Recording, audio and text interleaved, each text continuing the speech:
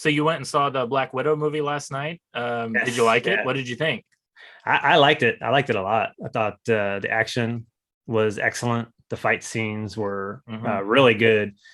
Some of the best fight scenes that I had ever seen was Atomic Blonde, Oh yeah, and okay. I think they were pretty close to Atomic Blonde level as far as they weren't quite as brutal. I probably Uh-huh. just because of the nature of Marvel Studios, Uh-huh. but they were pretty ruthless the way they were throwing people around and throwing people into things and things that were happening. It was How did it pretty rough. compare?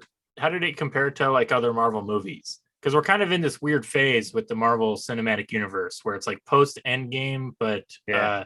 then the pandemic happened and it kind of like put the brakes on everything. So they've been, the TV shows and stuff have been going on, but the it feels like the movies haven't really gotten a chance to really rev up the way they may have wanted them to.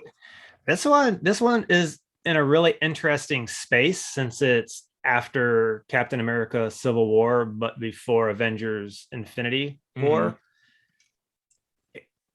It's tied and it's connected and you feel the connection is there. Mm-hmm. But I think it's just its own movie and it's Oh. really grounded. And she's such a this could be any spy movie, Mm-hmm. script.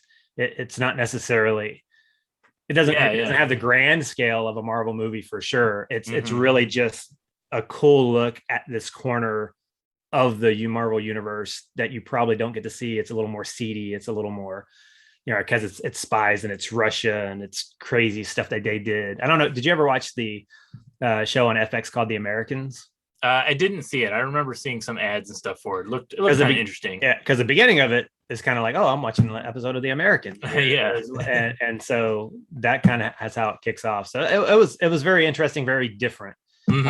and different from what they're doing in the TV shows on Disney Plus. Yeah, but it fits, and it at the end there's an end credit scene, so they definitely set up some stuff that'll be happening in one of the shows coming up Yeah. soon. Oh, So, that's but cool. it was Yeah. good. I really enjoyed it. Well, good. Yeah. I talked to one other person who saw it yesterday as well, and he absolutely loved it. Yeah, He the said banter it was really was good.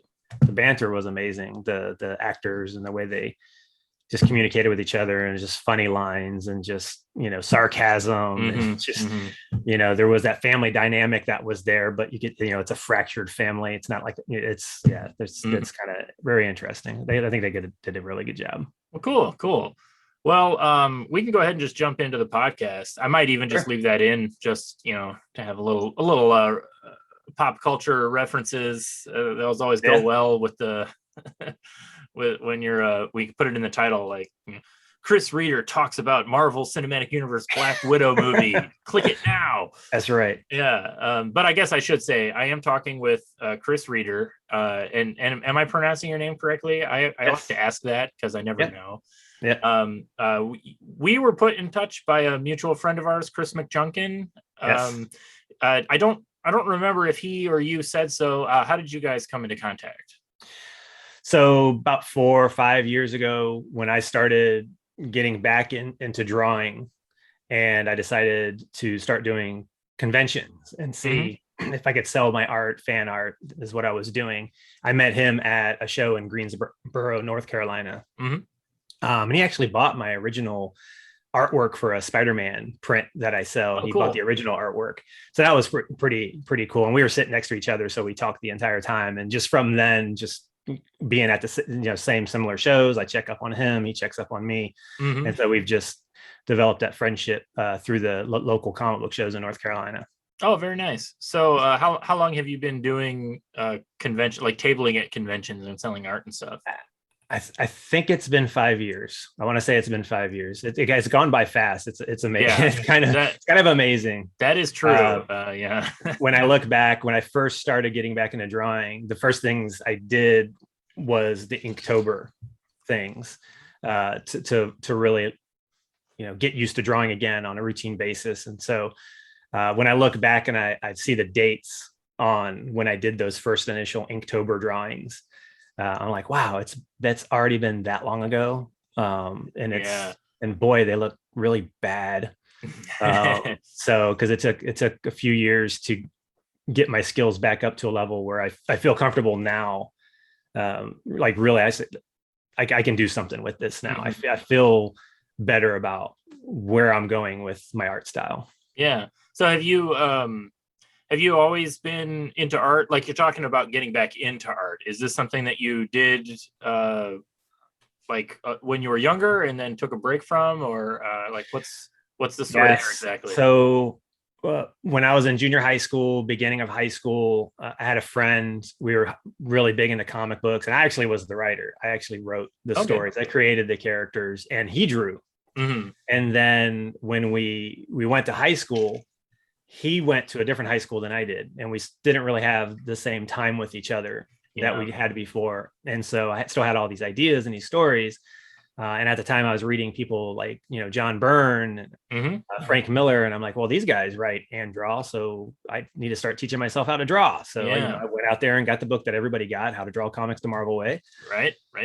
and just self-taught myself. How to draw and how to do a comic book, and that's how I got into drawing. And I did that for a long, long time, and that's where the book The Vigilantes originally came from, was Hmm. all that work back then that was really laying the foundation for it.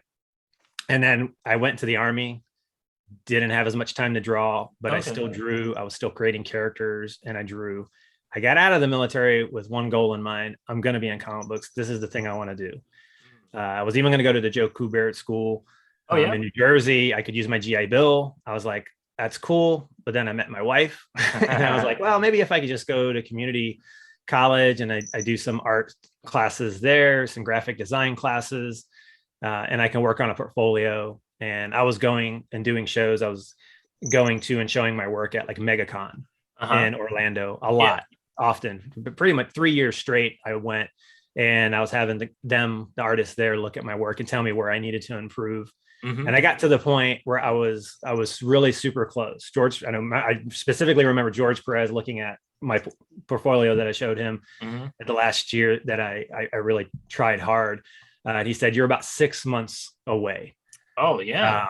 I had one of the top cow editors take my stuff. I should have followed up with them at the time a little Hmm. harder than I did. I didn't really know a lot about the ins and outs of the business at that time, but thinking back now, it's like, man, I really should have just reached back out to them and got in touch with them. But I felt really close, and then I actually got a contract to do a small independent gig, Hmm. but unfortunately, it fell through. I did Yeah. the work, but I didn't get paid. That sad. That's the sad story of a lot of independent Yeah. gigs. and Yeah. it really discouraged me heavily. And by that time, I was in had a retail job, Hmm. starting a family, and I'm like, I just like that was it. I just got really discouraged, and Yeah. I would draw off and on, and I would do some things, different projects. I've done comic strips as well. I've had two different comic strip ideas Hmm. that I've tried to push out there to syndicates. But I just kind of drifted away from it for quite a while, and just focused in on other things. And then it was about 5 or 6 years ago, I started watching like Todd Knock on YouTube, and he's drawing, or cartoon. Hmm. Uh, uh, Boy, I forgot how his name is.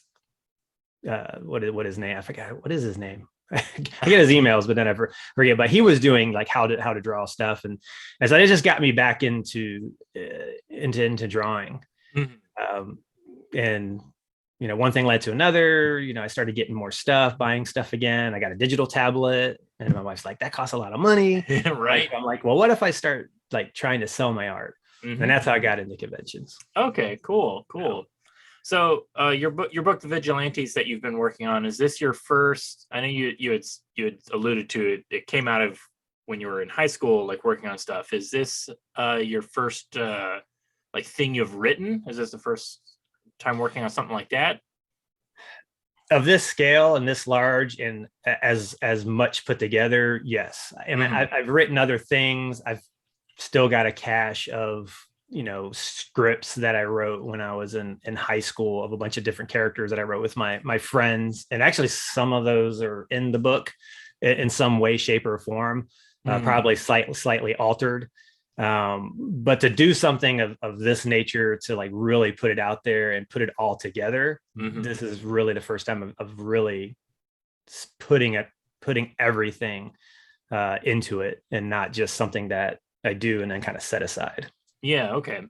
Yeah. You showed me the like the pre, I don't want to call it necessarily a preview book, but whatever. Yeah, it's kind of the guide preview guidebook. Guidebook. Yeah. Yeah. Yeah, kind of like an official handbook of the Marvel universe, Yeah, or that was the who's vibe. who. Yeah, that was the vibe I got from it. Yep. So do you do all of the art for that, like all the coloring and everything? Yes, I for that one I did, and I was going to do everything for the comic book as well. But just looking at it from a time commitment, I was like, man, if I can find a colorist that would really help me out. So if I could just do the pencils and the inks, and I'm doing everything digitally, Yeah. Okay. so my pencils are super loose. I just know where I want to go with the inks.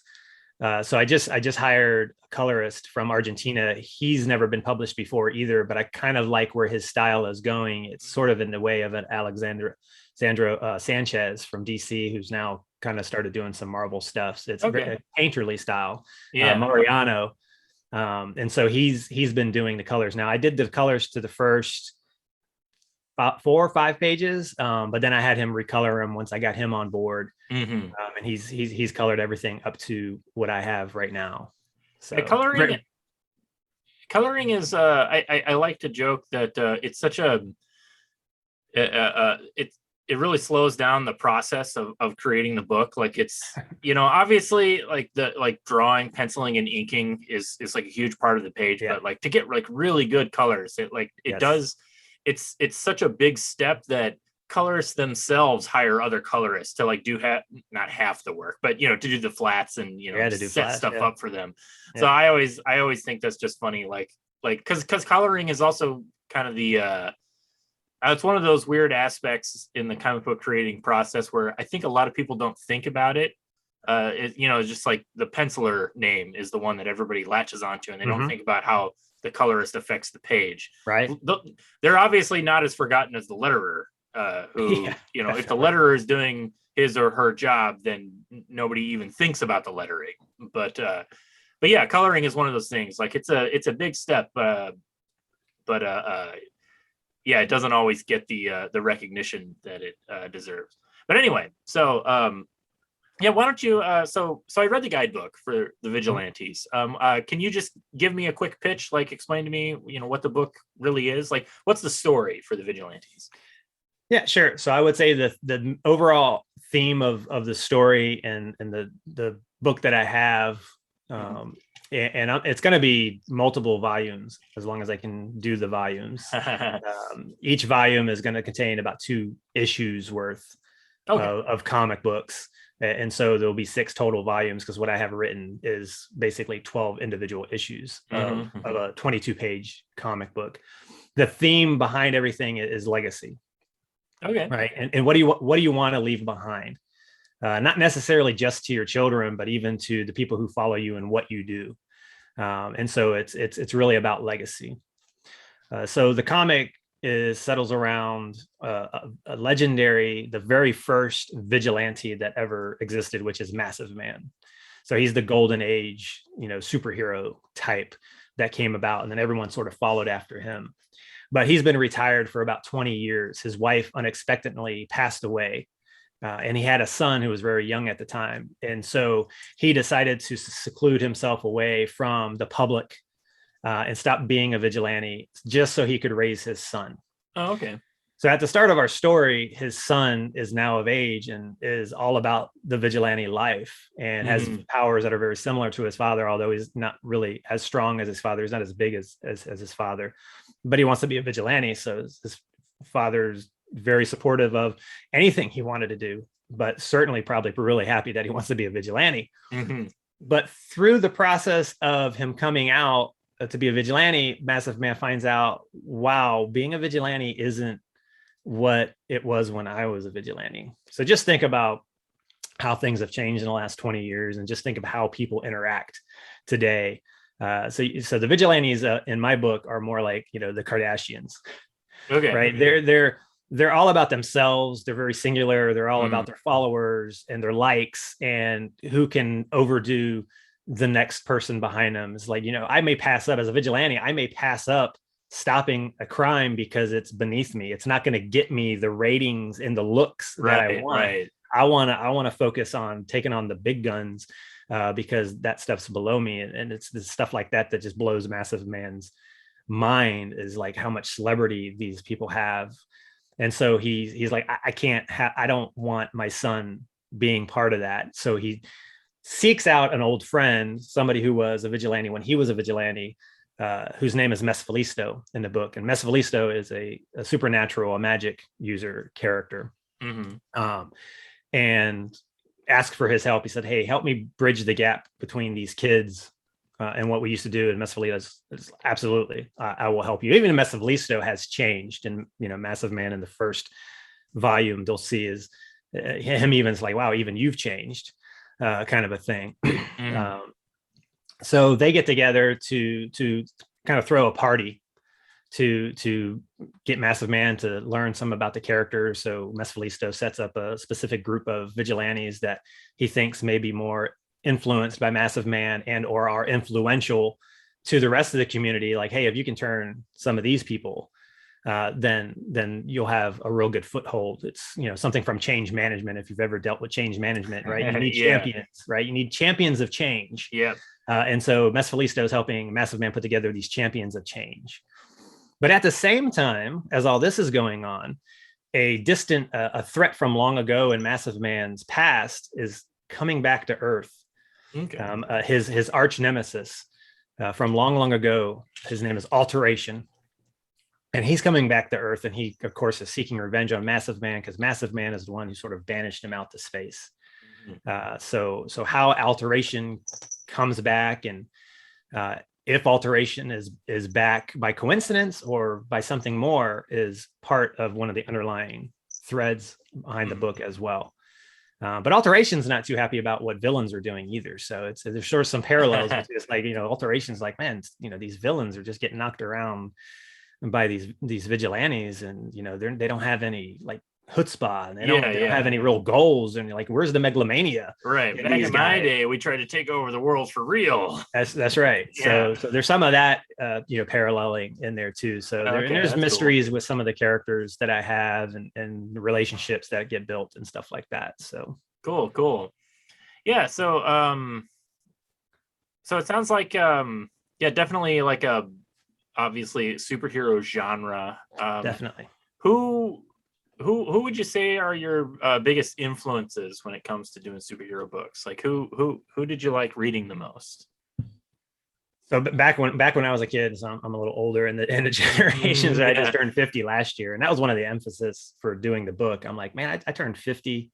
I just need to do this. I was going to bring that up. This sounded like I know you had talked about being married, and I didn't quite remember if you specifically said you had kids, but this definitely seemed like a story that a dad is writing, kind of relating his experiences of like becoming a father and kind of getting back into the game, as it were, which I can see the echoes between your art life and the superhero story. So it's definitely like step number one is write what you know. So it definitely feels like it's definitely coming from the heart there. So that's really nice. Yeah, and while my son cannot draw a lick, we play the game Telestrations, and he draws these horrible things. He is a really good writer. Oh, cool. Yeah. And so I know he's even told me he's very encouraged and inspired by me doing this book for him to write his stuff, because he definitely has a universe that a world that he's built. And so there's definitely some parallels and some things in there for sure. So talking about inspirations and influences, I guess just who do you like? Like who did you like reading the most? Yeah, number one, first and foremost, John Byrne was probably the biggest one back in the day, just his Fantastic Four stuff and the Alpha Flight, And then the only time I ever read DC is when he jumped and went to Superman. Man of Steel, yeah. Yeah, that was the only time. It's like otherwise DC was, I kind of stayed away from it for the most part. So you're a Marvel guy? Pretty much. I mean, I do a lot of more DC stuff now, and there's definitely some characters that I really like in the DC universe. After Legends came out, or after Crisis on Infinite Earths came out, there's like books like Booster Gold or Blue Devil. Really love Blue Devil. So those are ones. So John Byrne's a huge one. The Image guys were big influences too, and specifically like the thought process behind Todd McFarlane and what he was doing with Spawn is something that I try in some ways to emulate with this book. When I first was going to do the book, and I thumbnailed the entire first issue, and I penciled and inked the first probably 5 to 6 pages. The book artistically was definitely very influenced by like Todd McFarlane for sure. It's dialed back a little bit, but there's still a lot of that is what I want in the aesthetic of the book. I want there to be shots where it's like just really powerful camera angles. Like Greg Capullo's huge influence. I mean, the stuff now that I'm influenced by is, Art Adams, Nick Bradshaw, sort of that clean line artwork, Ryan Otley. And then from a storytelling standpoint, a lot of Greg Capullo and just the way the camera moves to be able to show emotion or dramatic effect is what I'm trying with the book for sure. Cool.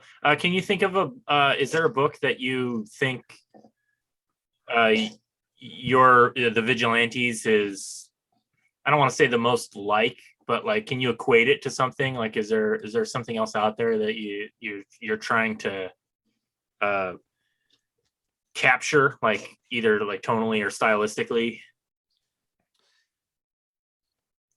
I can't think of one. There's it's too a tricky many. question, I know. There's too many influences. I think one of the things that always scared me about doing the book was when I first created the book and was thinking about the book and some of the ideas I had for the book, I would see them pop up in other things. And I was like, oh man, that's like the biggest artist dilemma. It's like, I can't, idea and then I can't do that now because Brian Michael Bendis did it in Powers. Oh, I can't do that now because they did that in The Boys, or they did that in Jupiter's Legacy, or they did that in Kingdom Come.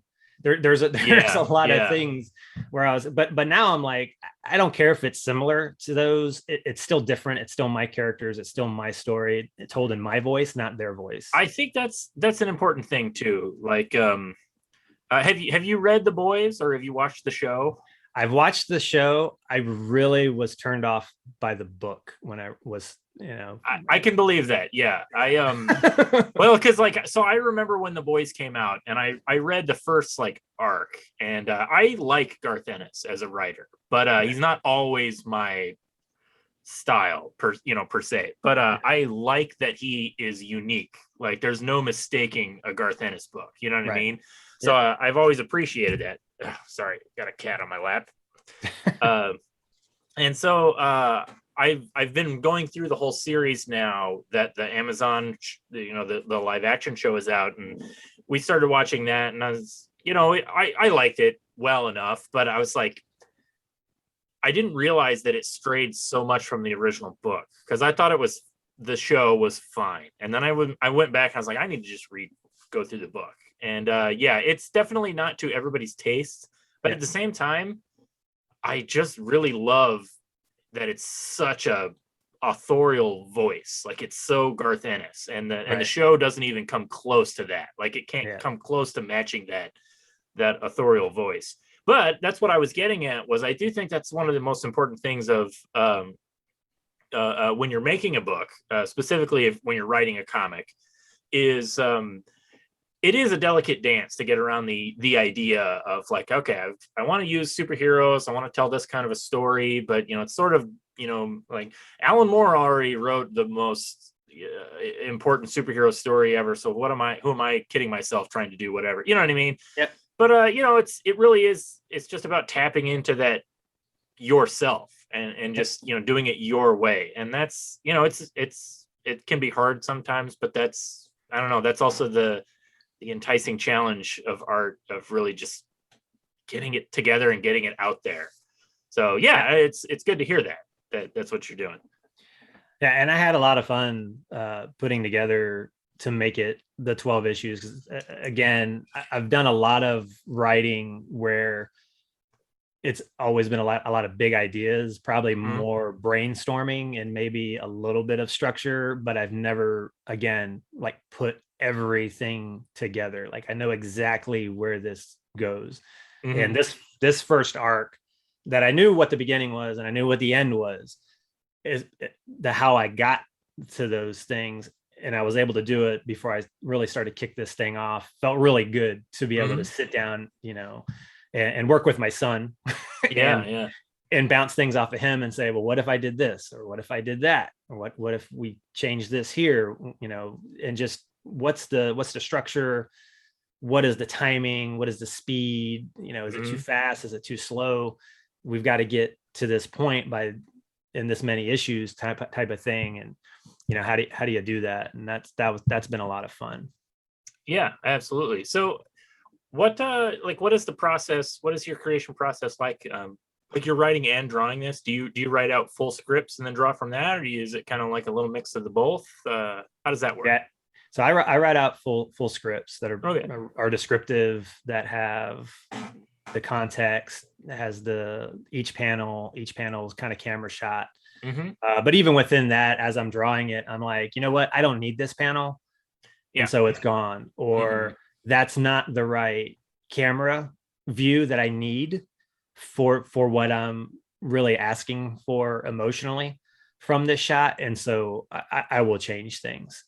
And sometimes even when I'm drawing it and I'm trying to stay clear, I step back, I look at the page and I go, that's really boring. What can I do on the page to make it a little more interesting? Okay, let's completely get rid of this that I just spent 4 hours drawing and redo this entire thing. I'm not the fastest drawer. I think that's one of the things is hopefully we'll be able to increase my speed again, doing pinups and fan art is one thing. Now doing sequential pages is a whole other. It is, skill to get into, and I'm sure by the time I'm done with the 48 pages of the book, or at least 44 pages of the story part of it, I'm gonna look back and at the first few pages I did and go, man, those really blow. I'm not sure I want to keep those. That'll be the struggle to be able to say, yeah, but I really can't go back and there is a certain level of I've already forgotten whoever said it, but it's the famous quote: is that art is never finished, it is just abandoned. Yep. And there is a certain level of just moving forward aspect to it. You can't just keep going back and perfecting it, because it'll never be perfect. You're always going to be improving, you're always going to see flaws, so you just need to do it and move on, and you'll just keep growing like that. And that is something that I'm trying to take to heart. I'm like, look, I'm gonna do the best job I possibly can on this, and then we're gonna go from there. And what I take from it is what I'm gonna learn to what I'm gonna put on the next page, the next panel, whatever the case is. Yep. So how many pages have you done so far? So there's eight pages done right now. Okay. And you said you're gearing up to do a Kickstarter for it? Yes. And Indiegogo. Oh, Indiegogo. Okay. Yeah. Yes. I flirted with the idea of using Indiegogo, because it's weird, because it's like the defining feature of it, like as compared to Kickstarter, is that it's not an all or nothing thing. And that's simultaneously, that's good for Kickstarter, because it preys on that psychological aspect of like, everybody give me money now or it's not going to happen. But I personally do kind of appreciate the more relaxed setting of Indiegogo, of just like, look, I just want whatever I can get, and just give me what you have and I'll make do with that. Yep. You could do it both ways, right? You could do it the Kickstarter way, and I've seen people do both. Yeah. I have to have this amount or it's not going to work because I got to pay these people to help me get this book through. Or there's some people that are like, look, I just need this amount of money just so I can get it printed and shipped to you, type of thing. But either way, it's going to happen, type of thing. So I'm really on the fence of, boy, what should I do? Because it's tough. In my heart, I know I'm just going to do the book. The book is going to happen no matter what. The retailer inside of me, because I've been doing retail for 30 years at Fortune 40 companies, is like, I don't want to make it if I can't make some money from it, because there's a lot of time and commitment and things put to it. Like I said, I got to pay Mariano. I'm paying him. He's getting paid. Now, because I have money to do that. I have variant artists that I'm working with. Mike Bowden is one who's done work in comics. Andy Smith, who's got his own Indiegogo with First Man, is going to do one for me. Dr. Rocca, who has a YouTube channel about how to draw comics, is going to do one because I've been doing some coloring for him on some of his stuff, which has been really cool and fun to do. So I got to pay those people. So I got to recoup some money to be able to pay those professional artists. So I know that's the same dilemma that I'm always in, because it's like whether the book's going to get made one way or the other, you know what I mean? And for me, crowdfunding is like, it's just on how quickly it's going to get made, if I can get that crowdfunding, that's awesome. We can just bang it out and it'll go out there. But if not, it's still going to get made, because I'm not going to not do it, Yeah, exactly. Yeah, and I've made the commitment that I want to do the book, so much so that I did the preview book.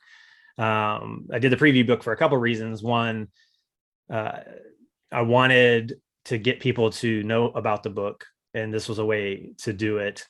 And then also it was helping me understand, hey, how do I put a book together? So I use Clip Studio Paint as the tool that I use to put the comic book together. And so working with a printer, what do printers expect? How do they want files? How do we do pre-press? What's that going to look like? What's the timing? What's the cost? Right. And so me doing a small print run of these books, because I already had the art, because I was doing these character studies for the characters. I had done the 10 characters, and I had the character concept sketches that I had done as well. I'm like, well, this will make a book, and I can pretty easily put together their profile pages. And so again, worked with a couple friends and my family to say, what should it look like? What should that bio page look like? And we sort of settled on it needs to have a look of, social media, right? So it needs to have that social media kind of bio page. And so that's what we kind of settled on. And also hearkening back a little bit to I think the Marvel trading cards back when they used to have the little power. So ranking. That's what I was going to say. It definitely reminded me, because I was a kid who had a lot of those trading cards in the 90s. And so it definitely gave me that vibe, just with the graphics and, like you said, the power levels and whatnot. And it all felt very like classic superhero to me, Cool. Yeah, it was fun putting it together. It took a while, but it was fun. Yeah. Oh, sorry. No, it's no problem. Cool, man. So no, that's cool. What would you say has been the most surprising aspect of trying to write and produce a comic, like compared to like when you made the decision, like I'm going to do this, and now you're kind of getting into it? Like what surprised you the most about jumping into it like this? Or were you just so prepared?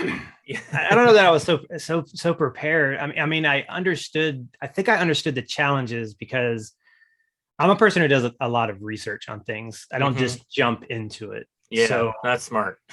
I know how long it takes me to do things. I knew that was going to be a challenge. I knew it was going to take me a while to churn out pages, because again, I have a full-time job in retail at a corporate office. No, that's number one. I've got to make time to knock out pages. Yeah. I watched a lot of YouTube videos of people who put together books. I talked to people putting together books, read a lot of stuff online. So yeah, I'm trying to, I mean, I guess that I think honestly, the thing that probably surprised me the most was trying to find people to help as Yeah. far as put the book together. Like, I would have been happy to turn over the art chores if I could find somebody who had aesthetically the style that I wanted. And I reached out to artists who were fairly established, but that I don't really see doing work right now. So I thought, hey, that might be available. And I've got the funds to be able to do this. But even people who, hey, you don't have any work, just putting it out there on like Discord channels or some of the other comic book channels or like an Instagram or Twitter or anything like that. It's like, hey, look, I'm trying to do this. I'm looking for people. I'm going to pay you. Here's what I'm doing, and giving them the links to everything, and not finding a lot of people to say like, oh yeah, that'd be great. I'd like to collaborate with you. And do this. That was probably the most surprising, is not being able to find that network of collaborators that I thought surely has to be out there with all of these different media areas that we're all on. That I'm very, very surprised by the lack of interest to actually do work. Yeah, it is difficult to find good collaborators. It's because I've talked about this on this channel before too, just like finding somebody that, not just somebody that can do the work, but somebody that you can vibe with, and somebody that like fits, can like fits the tone or just the style that you're going for. And then even when you can find somebody like that, they might not, like, their style might be what you want, but just their personality might not match with you, or they might just not, I hate to say it, artists, but they might not have the work ethic to just really buckle down and do it, even if they're getting paid. Like, I've seen that happen before, So it's frustrating. I think that's why I really like the allure of the writer artist combo of just somebody making their own comic. And I do think that there's something just a little bit more pure about a comic book that's like written and drawn by one person as opposed to a team. And I'm saying that as somebody who primarily just writes. Like, I don't draw, like, but every day of my life I get like a half a centimeter closer to the idea of like, maybe I should just sit down and start really trying to draw, because it's so much work putting something together and collaborating with people. Just like you said, finding somebody is very difficult. Yeah, it is. Like, and that probably was the most surprising thing. Now, some people, I understand, I reached out to them, hey, this is a long shot, probably not going to get you, but maybe I get you on a good day. Right. And there's some interest, and unfortunately they were either busy with other things or waiting on something that was, when somebody tells you, it's like, hey, Jim Starlin has me on hold for his next project. I'm like, okay, I understand. Cool. Yeah. I'm not going to compete with Jim Starlin. So yeah. I think indie superheroes can also be kind of a hard sell, because like there's that weird thing where superheroes as a genre are a huge, if not still the largest, most popular genre of comics, like just as a singular genre, like, but at the same time, if it's not Marvel or DC, most of the fans of that genre aren't interested. And then the flip side to that is that the people that are interested in indie stuff can sometimes turn their nose up to an indie superhero because they don't want to read superheroes, they want to read something else. So I do think it's a narrow spot to be in, and I've pretty much been in that spot for 10 years, and it's been awkward and strange, but I'm a big supporter of people just doing what they got to do, and you got a story to tell, you got to tell that story if that's what you want to do. Yeah, it seems sometimes when I'm reading things and looking at things, it's like people are looking for new, they're looking for different, they're looking, it's like, okay, we've seen the same thing from some of the big publishers. They just keep Mhm. rehashing things, the same stories, even though I love the characters. It's like, okay, there's only Yeah. so many times where I can see, Peter Parker lose his job and, be down Right. and out, or Aunt May on her deathbed and Hmm. Hmm. whatever. And it's like this is again, new characters, something new discoveries is what I think people would be interested in. And then also from a collector standpoint, it's like, hey, you could be getting in on something Yeah. that not a lot of people know about, but then maybe people will learn about it later, and you can say we're on the ground floor with it too, which is why I back books on Kickstarter or Indiegogo. It's like, oh wow, hey, this is pretty neat idea that could really go someplace. Hmm. But then sometimes it's just because they're my friends and that I've met them at Yeah. comic book shows, and I'm like, oh yeah, definitely, I'm going to support what you're doing,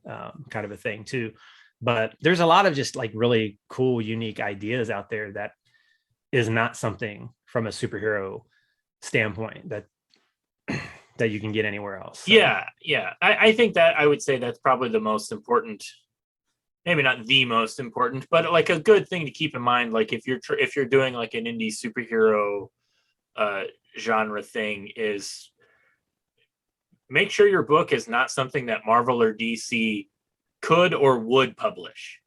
Like it just make it stand out, make it be its own thing. And yeah, that's pretty much good advice for any genre, but I think it's doubly so for superhero stuff.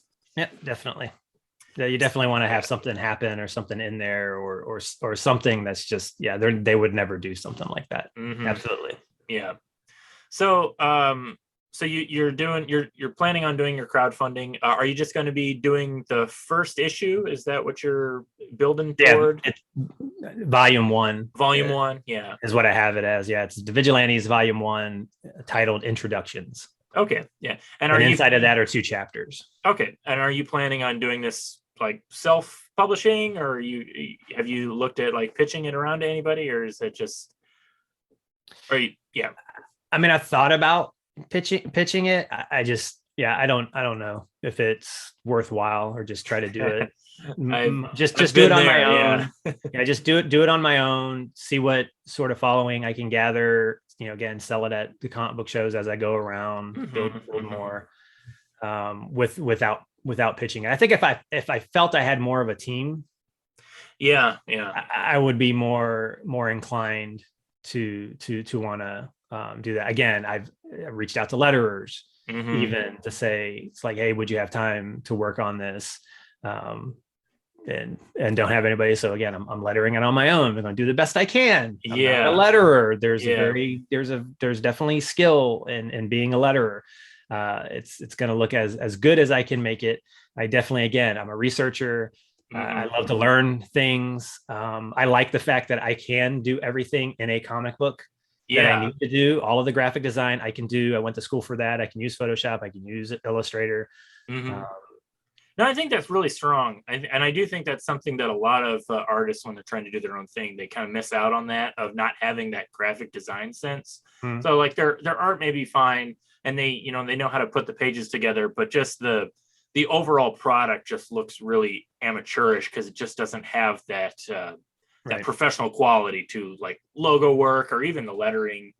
I actually think lettering is probably the number one thing that'll kill a comic. Like if it's bad lettering on good art, it's going to look like the ugliest page, in the world. Right. And that's something a lot of people, especially first timers, that's something that they can. It's not just that they don't know; it's like they don't have an eye for it. They just miss it. It can be hard. And it's tough. It is tough. So yeah, I'm trying to pay as much attention to it as possible. I'm trying to figure out the best way in how I do the work. Like, what's my workflow, Mm-hmm.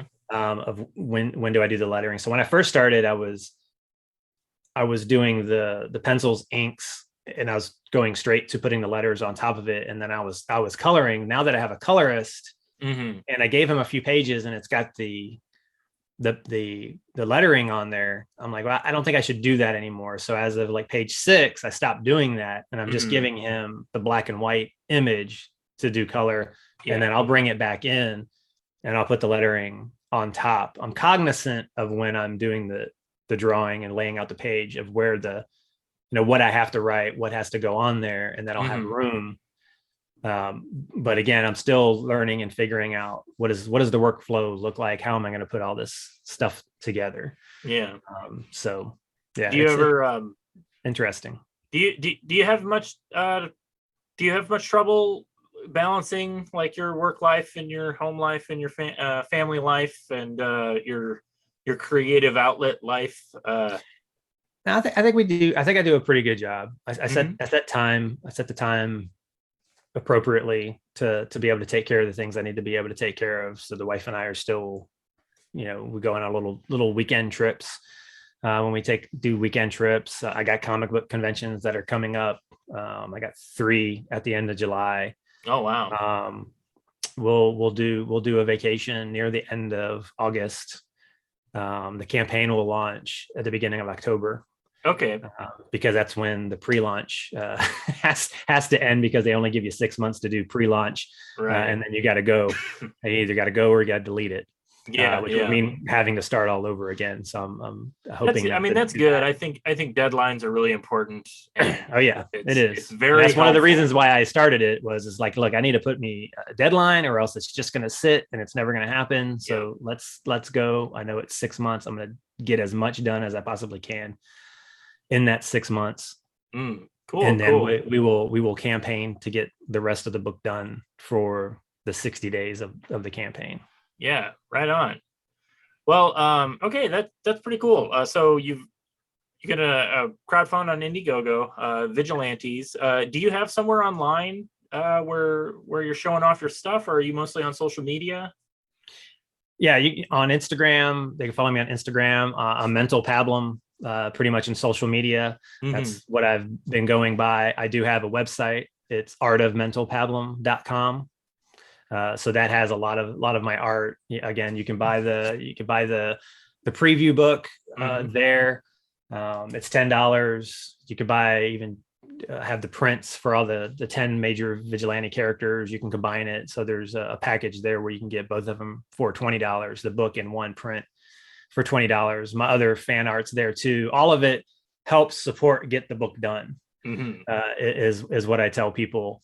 I'm starting a YouTube channel. I put the introduction video up this weekend, and then I'll be doing some live streams where I'll be drawing the book, so people will be able to see the process. Oh, that's cool. Yeah. I don't think enough artists take advantage of that. I think that's always a cool thing that artists can do, is because people just like watching art. Like, people really love art processing. That's what got me back into doing it is watching people do, the process stuff. Like Todd Knock, Dave Finch has got a great channel now where he was doing Monday live streams. They're taking the summer off right now, but when he's doing streams and he's showing stuff, it's awesome. Other indie creators, when they are doing it, is awesome. I want to do it, because again, hopefully it might help people, see and get visibility to the book. If people might be interested in a book, they're going to get to know me, who I am as a creator. They're going to see what the process is happening. They're going to know that the book is being done. Right. Right. Yeah. So if you do contribute to it, it's definitely being done. Here, I'm working on it. And hopefully they learn something from the stuff that I've learned. And hopefully I'll learn something from them too, because there's a bunch of people out there that are doing the same thing, and they're like, hey, here's this trick, here's that trick, here's something to think about. That's the other thing that I'm hoping for too, is talking to people and just look, I've never done a crowdfunding before. What works, what doesn't work, how should I set up my perks, what should be the levels at which the campaign challenges are met and exceeded to open up bonuses for people. I'm still thinking through that stuff. I'm not. That's why I'm glad I got the 6 months, because I'm still thinking about how do I do that? How do I sell that stuff? I think one of the most important things with when a creator is setting up a crowdfunding thing is accurately estimating the amount of people that they're going to get to see their project and calculating a good average pledge based off of that. Because you can have a project that you might get 200 people that can pledge to it, and that's great. But if what you're offering, if the pledge is like $5 or $10, 200 people, that's only $200. You know what I mean? So like you need to find, like, if what you need costs $5,000 and you're only going to get 200 people, you got to get that average pledge to be like 30 or 50, and then stuff like that. And I think that's one of the tricky aspects of crowdfunding that is a lot of artists have trouble wrapping their heads around. Because like I have trouble wrapping my head around it too, because I'm just like, I want to make a book, it costs $5, give me your money, and I was like, well, it doesn't work like that. You gotta like game the system to a certain degree, and it's a whole different skill set than writing or drawing a comic. Yeah, I was recently having a discussion on somebody else's YouTube channel as they were doing a live stream of them drawing, and we got into about doing a book, and I talked about me doing my book, and he was nice enough to let me sort of promote it on the channel. Oh, he that's had cool. Questions about it too, because he's possibly been thinking about it, but there again, like you said, there is so much to think about when it comes to, there's the business side. And again, that's where I go back. Okay, I have 30 years of retail. I understand markup. I understand margin. I understand, what retail cost is, and how do I get to that number that I need in order to get this done. Right. And there's things people got to think about from a shipping aspect. Not only the shipping, it's like, yeah, you got to get the book printed, but the book's got to get shipped to you. The book's got to get shipped to the people that you've pledged this stuff to. How are you going to get it to them? What's the cost behind that? How are you going to package it to get it to them safely? Right. So there's all those. Again, I'm a researcher on these things, and so I'm looking and I'm seeing what other people do. So another reason that I back other people is I want to see what are they sending me? How are they sending it to me? You got to pay attention to be like, what's working? And yeah, so I'm definitely seeing what seems to be the consensus of like how people are doing these things, and so I've learned from that as well. So it's fun. It's to me, there's a lot of fun in it. It's a lot of work. Don't get me wrong. It is. I'm sitting over looking at these pages.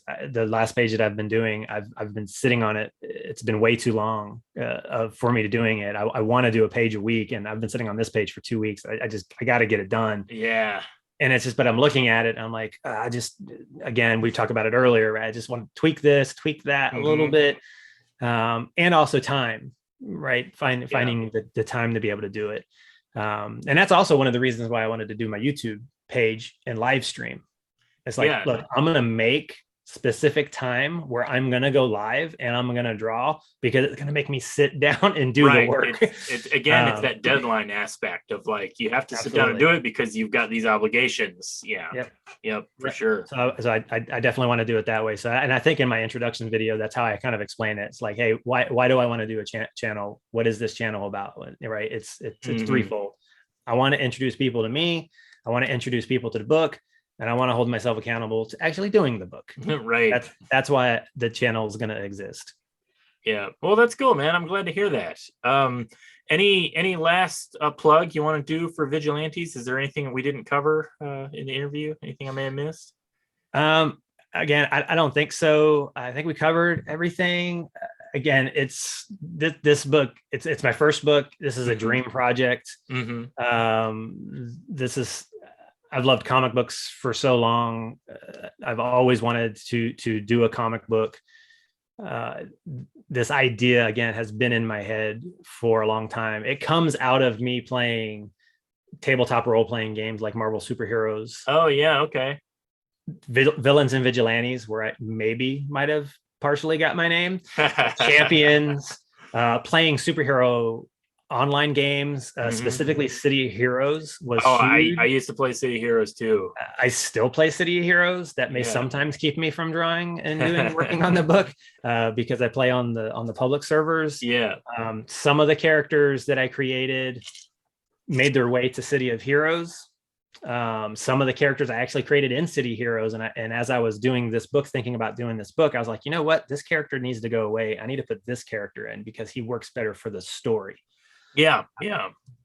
Yeah, So I some did of my that. Zero's Heroes characters were ended up in City Heroes when I would play, and it was a similar thing. Of I do think that that's interesting that you said that about building off of role playing, because I had a similar thing where a lot of my first comic was Zero's Heroes, and Yeah. it was born out of that. Like my friends and I would play tabletop role playing games, and we did like a homebrew superhero game, and I would play City of Heroes, and so these were all just characters that we had created for that, and then but yeah, then it comes down to tell the story, and you Yeah. really got to sit down and think of like, well, it's one thing to play a game with just a bunch of random assorted characters, but when you're crafting a story, it needs to have a little more craft to it, and it's like certain characters are going to work for what you're trying to say versus what is just there just because it's there. Yeah. So that definitely was that was something that I had to get over, I think, first when I first started, where I was just kind of like, I got a bunch of characters and just throw them into a story. And then you realize like story is a little bit more nuanced than just a bunch of characters doing things. Yeah, definitely. And that's what happened with this story. It was, to be honest, when I very first created the concept, it was very much a parody book. So we had created these really stupid, dumb, really bad characters. Mm-hmm. And I'm like, these guys will never work. And I remember creating the cover with these characters on it, and it was just the most crazy idea for the book. And that sort of was the genesis of me thinking about doing a book, and all the characters in it were very, again, very much a parody of other characters and things like that. And a couple of the characters are still in the book, but things went away from being as funny and silly and just parody, and then an actual story started to emerge. And then the story got, and then I was like, well, what if I did this? I'm like, oh, that's really twisted. And then started this whole, the story just started to morph and everything like that. So it's come a long way. And it's exactly where I want it to be. And then it'll just be interesting to see, how do people react to it? Do people want more? I've had delusions of grandeur where I'm like, man, some Todd McFarlane toys would be awesome. I've already written down how I would distribute the characters and their packages, and who would be the character that you put together to make the big character type of thing. But that's all dreams and aspirations. I just want to get this one volume out, is what I'm focused on. Yep. It's all about the baby steps. Yeah. So we're going to take this baby step. Like we said, it is on Indiegogo right now. It's on a pre-launch page. Okay. So people can sign up, get their name on the newsletter. Through the newsletter, I'll be able to keep people updated. The way it's set up now is if you sign up early, then you'll get 10% when the campaign actually goes live. And if you back it. Cool. I like that. Yeah. So the campaign should go live on October 1st. And then it'll have the 60 days of the campaign live.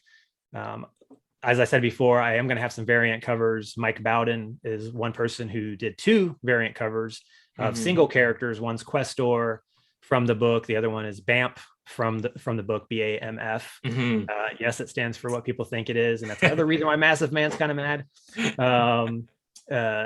Andy Smith is going to be doing one. Again, he's worked for Marvel. He's worked for DC. He's currently done his own book called First Man. He'll be doing one. I think we've settled on he's going to do Massive Man versus Alteration in sort of a battle.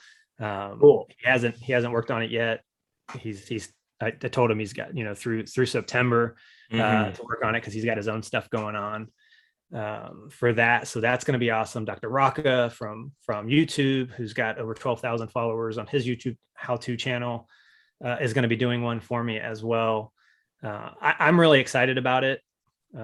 It's superhero action. It's adventure, big bombastic, story is kind of what I'm going for. You kind of harken back to maybe the old school image when that was around. So just my characters don't even have secret identities. You're not going to see somebody in a street suit. You're not going to see somebody Yeah, I don't think anywhere in the 12 issues I'm going to have a time where somebody is like, who is this person in real life? No, they're just the They're just vigilantes. full on This is vigilante this is who superheroes. cares about all that other stuff. They just need to be fighting bad guys. That's what the book is. So, well, very cool. Well, I'll put the link in the description for this video. Let's, before we wrap up completely, once more, where can people find you on social media? You said Instagram. so I'm on Instagram. I'm on Twitter. I have a Facebook page as well, and generally all of it you can just look for Mental Pablum. Okay. That's the name that I kind of go by. I also have a website, artofmentalpablum.com. And that's where I have a blog where I post updates on, but a lot of my art's there. I sell my prints through the store there and everything as well. Cool. Well, right on, man. I'll be looking forward to the launch of the Indiegogo. Yeah, I appreciate it. I appreciate you taking time to talk problem. to me about the book and all other things comic creation related. Yeah, that's what it's all about. It keeps me invigorated to keep working on stuff, because I need to talk to people and remind myself that there's passion. Yeah, that's awesome. Whatever you've got to do to keep yourself motivated to keep going. And if you love comics, and the big thing out there is just go create comics. I couldn't agree more. And I think we'll end it with there. Everybody go create comics. But first, you should support Chris Reeder's book, The Vigilantes, soon to be on Indiegogo. And you should support my book, The Amoral Stingray, currently on Kickstarter right now. Amoral Stingray #5. So, yeah, we will leave it there. Thanks again, Chris, for doing this. And thank you. I will definitely see you around. Hopefully, I can get to a convention out on the East Coast. I haven't been traveling to as many conventions because it's such an expense. Yes. But, and then, of course, last year there were no conventions for some mysterious reason. But we will not talk. Yeah, we're not even going to talk about it. But anyway, thanks again for doing this, dude. And thank you. Yeah, I'll talk to you again in the future. I appreciate it. Cool. Thanks, Aaron. I'll see you. Have a good one. Bye. You too. Hey, everybody. Aaron Walther here, just reminding you that if you like this podcast, please subscribe to the channel. Also, head over to secondthoughtcomics.com to stay up to date on the various comics that I write. For a limited time, I'm giving away a free PDF of my latest graphic novel, The Amoral Stingray. All you have to do is sign up to the Second Thought Comics newsletter. Link is in the description. Thanks for reading.